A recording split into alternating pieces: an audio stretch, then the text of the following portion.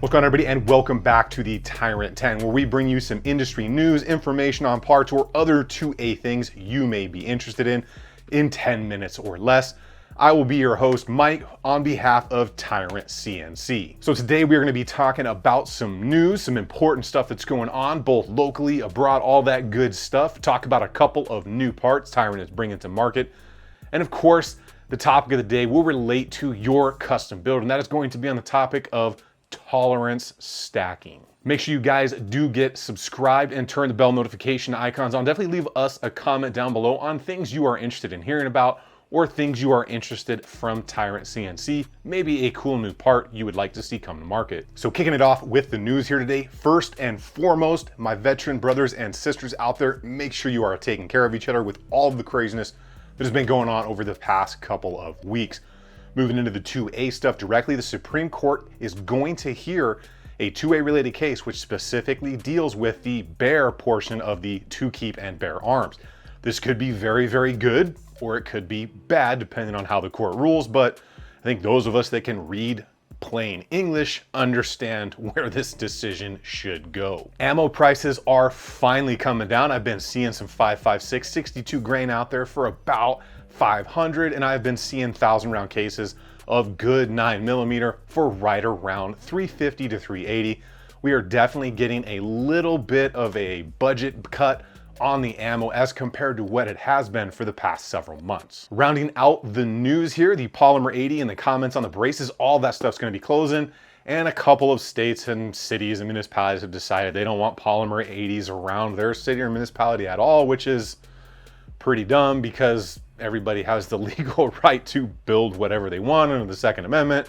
So I just don't understand where they think they're going to go with that, because criminals don't follow laws. Only good people like me and you generally are going to follow laws. So now that the news is over, let's talk about a couple of those sweet little tidbits to spice up your rifle or your pistol the Tyrant is coming out with. If you're a Sig fan, and I'll roll in some photos here, they are coming out with a very good looking Sig Trigger. Should you be interested in upgrading that kind of not so great curved trigger that the Sig P320 series comes with, now you've got an option that gives you a little bit of flair and a little bit of performance. And for those of you that want to spice up your AR or finish your custom build off, say you've got some of the Tyrant parts like the pistol grip on there already, they're coming out with a matching safety selector, so you can have everything matching and suited to your needs. Several different colors, completely up to you which one you want to go with. And now for the topic of the day, and I will roll in some photos of this stuff as I'm talking about it, and this is going to go for whether you're doing a full-on custom build like this one right here,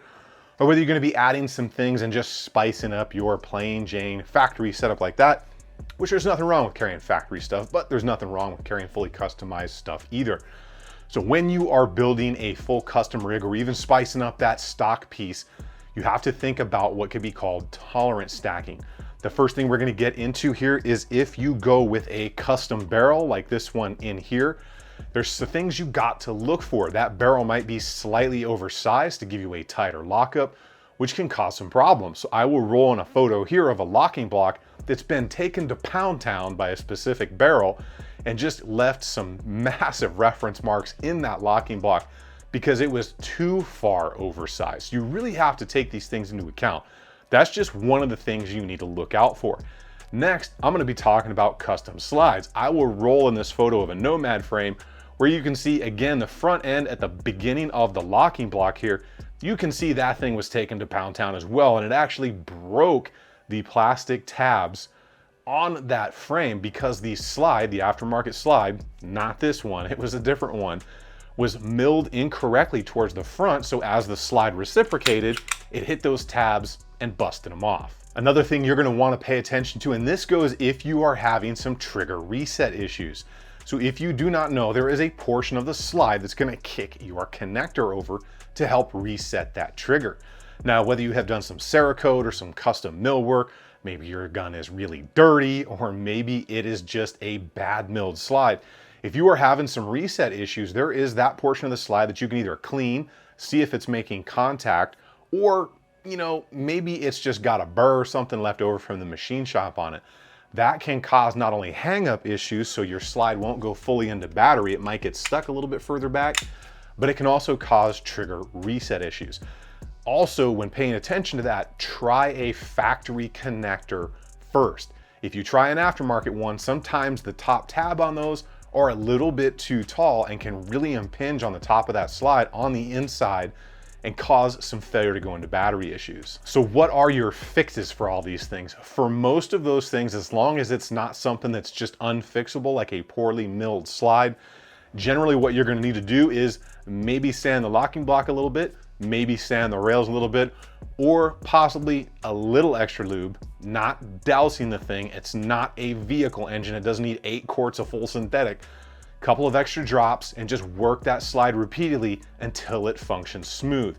As that thing starts to wear in, it is going to tell you where it needs lubrication and work, because you're gonna start seeing either coating wear or you're gonna start seeing surface rub, and that's where you know you need to focus. Should you be building a custom frame, updating anything, putting a new slide on, those are the areas to pay attention to. Or you can always take the approach of trying piece by piece factory parts to eliminate the gremlins. Hopefully you've only got one. Well, that's what I've got for you guys on the Tyrant 10 today. Make sure you get over there and check out some of those new parts they are offering, or some of the stuff that's been around for a while, if you are into that super sexy swag to spice your build up. Make sure you guys get subscribed, turn the bell notification icons on, and definitely leave us a comment down below on what you would like to see on the next Tyrant 10. And now that ammo is coming down a little bit, get something out of the safe, get it out to the range, and give it just a little bit of love.